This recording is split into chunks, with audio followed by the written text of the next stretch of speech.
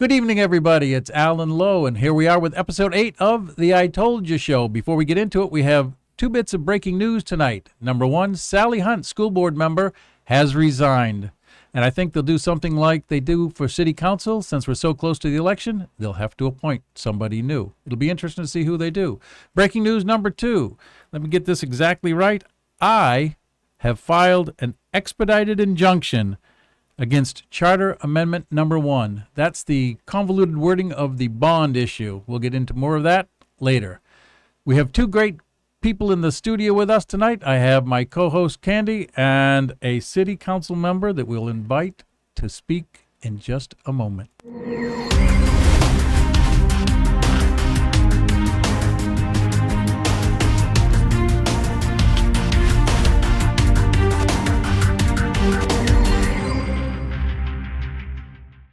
And we're back. Good evening, Candy. How are you doing this evening? Woo, I'm doing good, Alan. It has been a busy week, and now you add 2 more things to it. Yeah, that's like me, you know. Oh, my goodness, my goodness. But we're really excited because you have a guest in the studio tonight that you'd like to introduce. We do. We have one of our residents, Ray Stevens. He's running for city council, and he's here tonight to answer some questions and to let everybody get to know him. How are you tonight? Fine, thank you. And you? I'm doing great. We're so happy to have you. Thank you. We would love to hear just a little short of why you're running, how long you've been here, and what you kind of think that we need to do to change things around here. Well, I've been a resident. My wife, my family, and I have been a resident of Palm Coast for 20 years. No. My daughter went through the public school system here. That's good. My wife is a nurse, and she works for Advent Health. And prior to that, she worked for the Department of Health in Bunnell for many years. I am a retired police lieutenant from New York, and a former deputy sheriff in Pinellas County, Florida. I was adjunct professor at Kaiser College in Daytona Beach. And I am a graduate of Pace University in New York. Oh, that's fantastic. I love the accent. I have a few questions to ask. You're a city council candidate. What district? 3. District 3. Who currently holds that seat? Kluflas. Clufus. Yeah. Clufus, and he's termed out, Right. fortunately. Did I say that? Oops, I'm bad. And who's your opponent? Andrew T. Werner. Okay. And how long have you lived in the district that you intend to represent? 20 years. So most of the time you've been in Palm Coast, you've lived in the district? Well, yes, in the district. Prior to my present home, we lived in a smaller home in the same district, actually around the corner. So the whole time you've been in the district. That's right. Well, that's awesome. And here's one that I got asked many times when I was running for mayor. What led you to run? Well, I ran for sheriff in 2012. There was some chicanery there, and as they say in politics, and I lost the primary by 500 votes. Excuse me. So I decided that I was going to take a seat on the bench. And I did. I took a hiatus from politics for about 5 or 6 years. But there comes a time when you see I'm not pleased in the direction that Palm Coast is headed. So there comes a time that, you can criticize just so much for the bench until it's time to get off the bench, get in the game, and try to make change. Step up. Exactly. And exactly. that's what brought me to running. And I'm glad you did. And I have to say I appreciate everybody that's willing to stand up and take the abuse that comes with trying to run for politics. You get abused just trying to help the city, and I appreciate you standing up and doing that. Thank you. Well, you're quite welcome. So, as you've been going along now, you made it through the primary. Congratulations. What are your top 2 priorities as you approach the dais? Well, I think first and foremost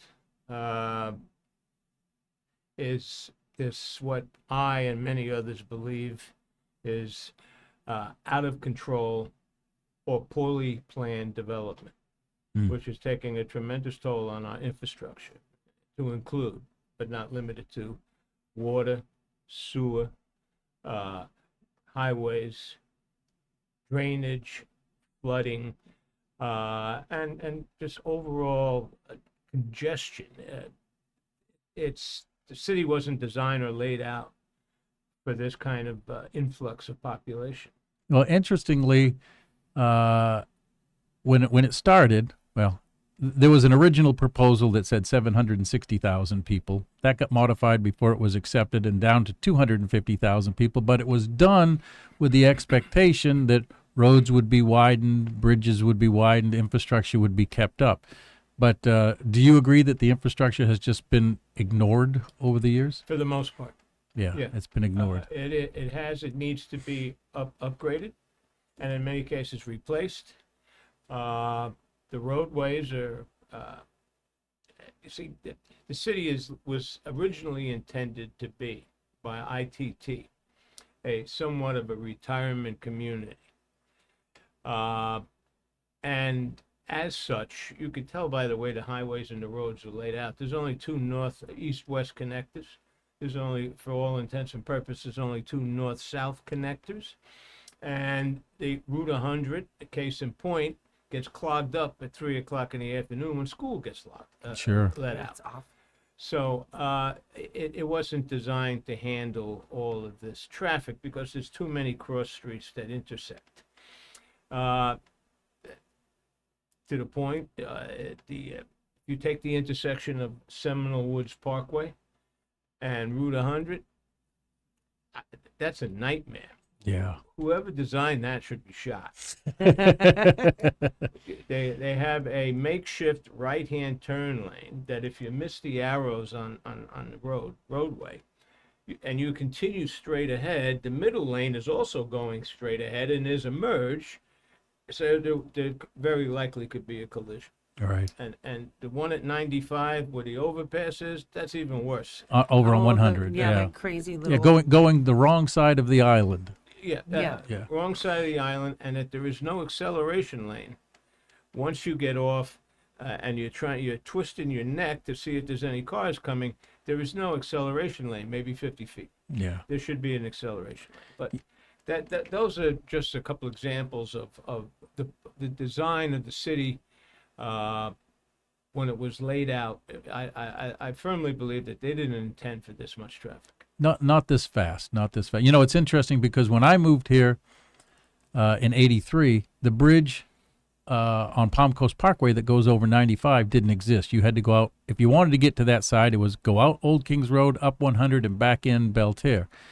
When they built the bridge, finally, they built it one lane each way, and it wasn't a year or two.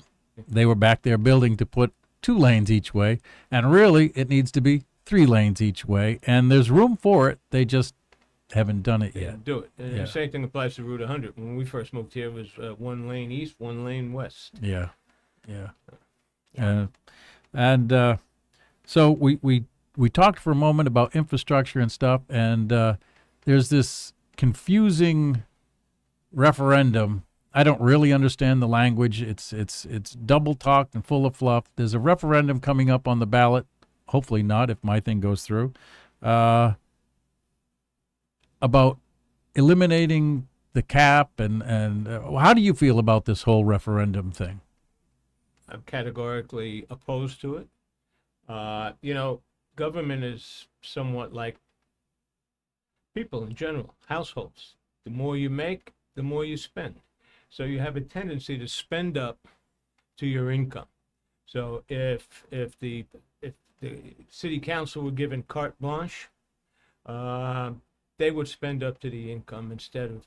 I'm a big believer in finding ways to control and reduce spending, as opposed to increasing spending. Sure. I mean, that's the way it should be. Small government and fiscally conservative, in my opinion, anyway. So I have one last question for you. You don't have to answer it if you don't want to.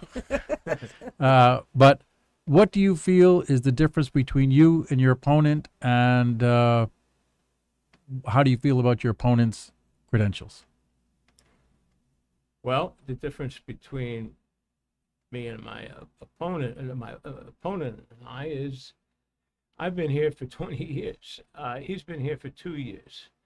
He probably still has to use a GPS to find Walmart.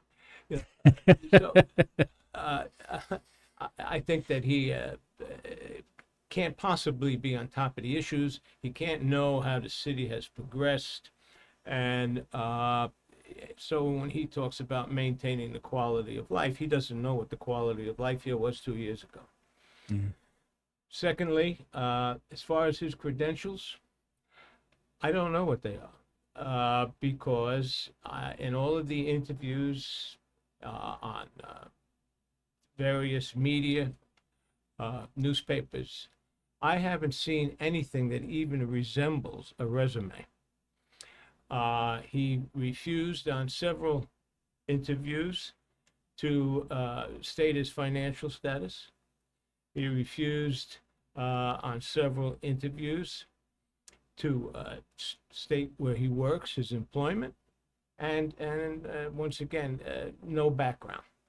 What has this man done for the last 20 years? Yeah. So it'd be difficult to me, for me, to make a comparison compared to what? It would, is my question. I think also that I am funding my own campaign, and Mr. Werner, thus far, has received somewhere in the vicinity of $34,000 in cash and in mailings from real estate and developer dark money PACs out of Tallahassee, Gainesville, and Orlando. The mailings, he can list if he wanted the expense for the mailings, but he's not listing that. So I had to go to several printers just for my own edification to find out exactly what these printings cost or get an estimate. And it's about $15,000 a printing, 9 by 12, postage, etc. So my question is, and I've asked it before, is in view of this, where will, if elected, where will Mr. Werner stand? Where will his allegiance be? Will it be with the people of Palm Coast? Or will it be, and the city of Palm Coast? Or will it be with the dark money PACs that pumped $34,000 into his campaign? Well, those are some of the things that have got us in the trouble that we're in right now. So we definitely don't want to. Yeah. We don't want to deal with that. So that's going to be a question I'm going to ask him next Friday. Next Friday when he comes on. Yeah, he's Yeah, gonna we'll be be on next interviewing him as well. Yeah. So I have to ask then, since you brought that up, have you received any money from developers or real estate or anything like that? Are you pretty much self-funded, or how's that going? Except for $200 my mother-in-law gave me and a donation from an elderly couple. That's it. $25. So So you're self-funded. Just like you. Yeah, I'm self-funded. Just like you. Well, Thank you, Candy, that's Senator. about everything I have for my questions. So you're up. My turn. Well, we covered a couple of them already, just in you guys discussing. But as you know, I'm the flooded and Flagler person. Having higher builds behind and next to me caused me to have a lot of water in my yard in one of the rooms of my house, which in turn led me to do investigations and checking stuff. And that's how I ended up with this group of people that I work with doing, we look into the documents that the building planning board has. And that's how we found the difference in the heights. Do you have any opinion on that? What do you think's going on with that? Well, I can empathize because there's a high build next to my house. I live in Seminole Woods. Adams Homes built a house, and I watched them, clear the property. They had people come and clear the property, and there's this fella operating a backhoe, and spreading the fill, and the fill kept coming, truck after truck after truck, And all of this for a quarter-acre lot. So finally, I walked over to the guy, and he leveled it. He had the laser beam, and all of this kind of stuff. And I said, this is way much higher than my property. This is gonna flood my property. He said, well, nothing I can do about it. He said, that's the way the city wants it. I said, okay. So I called up the city, and I worked my way through the labyrinth of phone calls and people you had to talk to and recordings. And I got somebody in stormwater that said, the plans indicate that it is over a foot higher than your property. And we will, once the house is completed, we'll send somebody out. And if there's a problem, we'll have them fix it. And I said to this individual, whose name eludes me, wouldn't it make more sense to fix the problem now before you put down a cement slab and build a house on top of it? Oh, no, that's not the way. We don't have enough people to do that. That's not how we operate. Okay, so the moral of the story is, yes, my house floods. So you have the same problem. And what their solution was, we're going to build a berm about 1.5 feet high on the property line to keep the water from flowing onto your property. It doesn't work. The water still flows onto my property because they don't grasp the concept that water doesn't flow sideways. It flows downhill. Mm-hmm. Correct. And if you're up here and down here, the water's going to flow onto your property. I was going to ask you if your water flowed uphill or downhill. Because we seem to have a hard time getting them to get that concept. The other thing is that I think that it's a relatively simple solution, although each flooding case is fact sensitive. It could be because of a high build.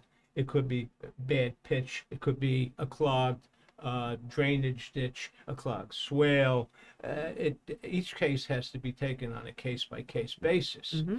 But I think it was Pontieri that suggested some sort of moratorium. Why are we keep building these houses until we adjust the building code to prevent it?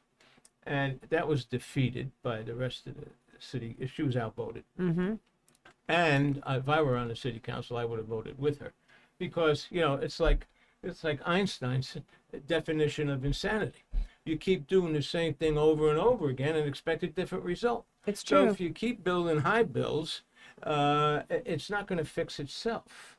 So we have to have either French drains or something of that nature. And my 23-year-old son said something very smart today, and I guess he listens. He said, well, he delivers, so he's driving around in all this traffic all the time.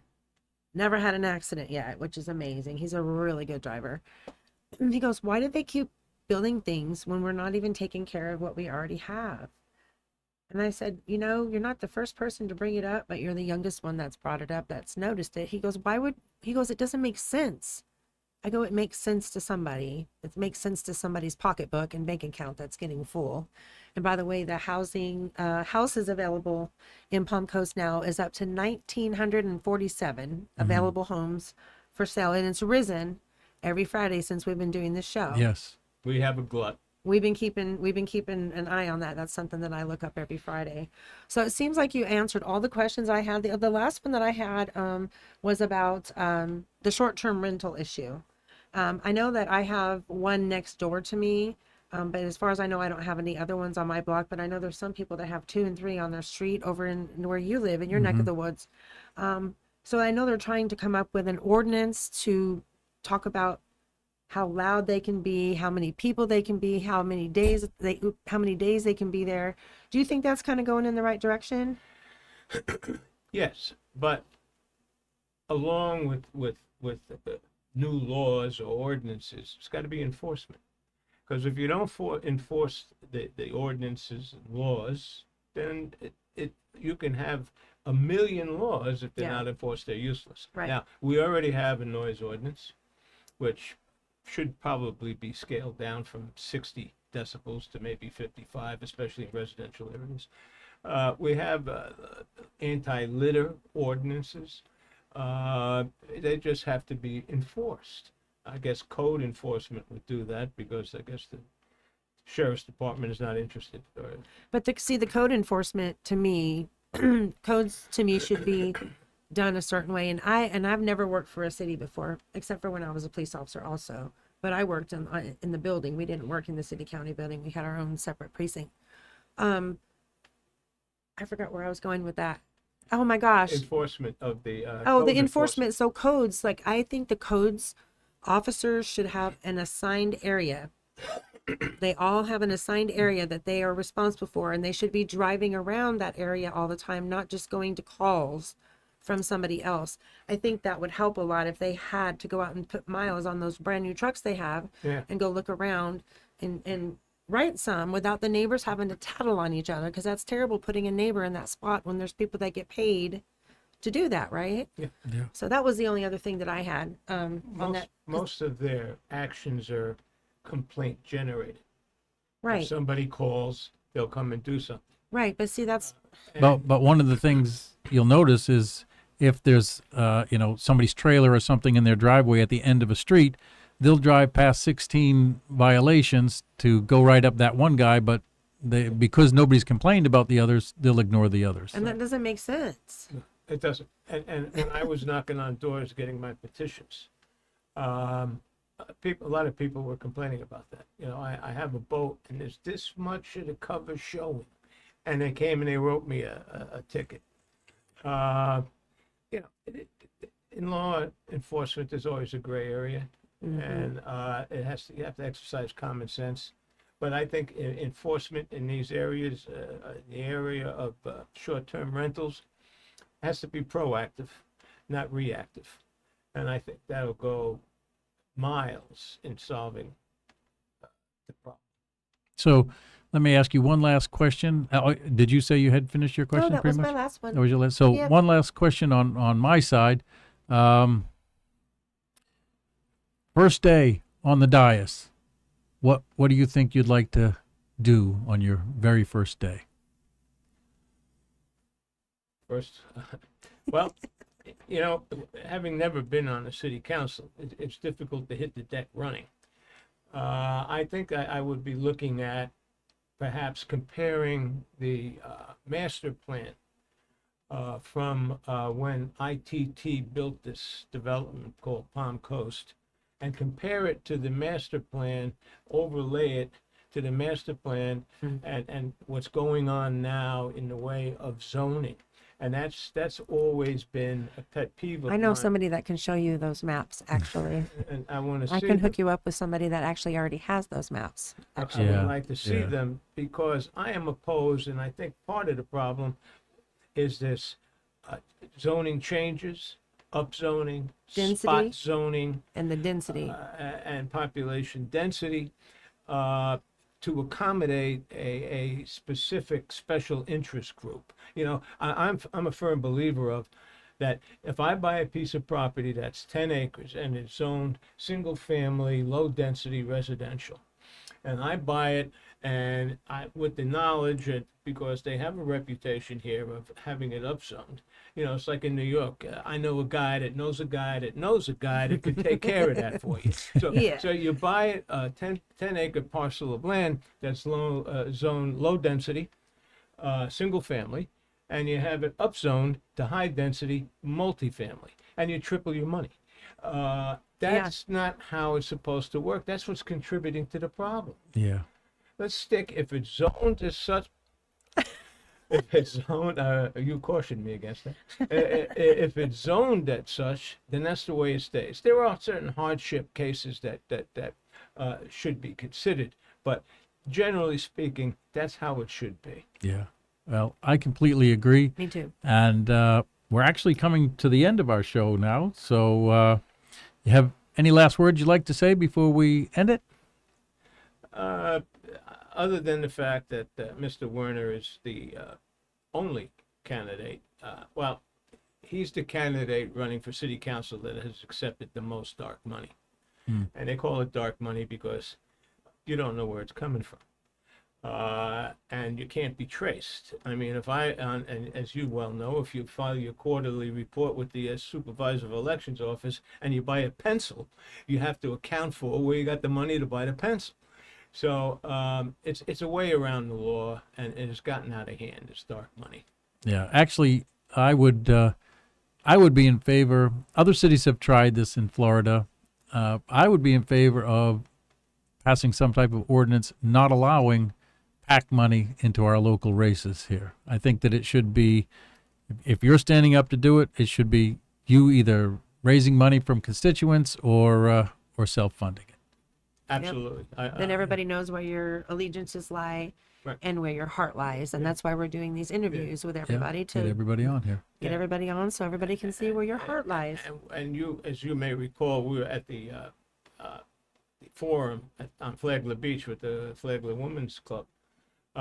They asked that question, and I was the first one. I said, I haven't taken a penny. I'm not for sale. And Mr. Werner got up and said, well, I have to take the money because I'm kind of indigent or poor and this and that. Well, if you check his financials, the man is making nearly $100,000 a year. That's more than I'm making. And he can't afford to put a couple of grand into his campaign. I don't know about that. Well, Mayor Alphen also stood up and said, I take money from anybody that'll give it to me. So, but anyway, thank you for coming on the show today. And if you do make it into the dais, or even before that time, we'd love to have you come back and speak again. And if you do make it, I'd love to have you come on. There'll be things you can't talk about, but it'd be great to have you come on and update the community on what's It happening. would be lovely. Yeah. Yes. It would be my pleasure. All right. Awesome. Thank you very so much. much. Thank you. Well, everybody, that wraps up episode 8 of the ITYS. I can't believe we're at episode 8 already. It just doesn't seems feel like yesterday. I know, it really does. But I think it's getting more interesting. We're getting a lot of the word out to people of what's happening in Palm Coast, and that's what this is about. This is about education. It's about you. So please, as you see this, please like, subscribe, and share it with everybody you can. This is the I Told You Show, and we are recording at the Flagler Voice podcast studio, a studio that's open to anybody that wants to come in. You can rent time on it, and you can basically say whatever you like. So thank you very much. Have a great week. We'll see you next Friday. Bye.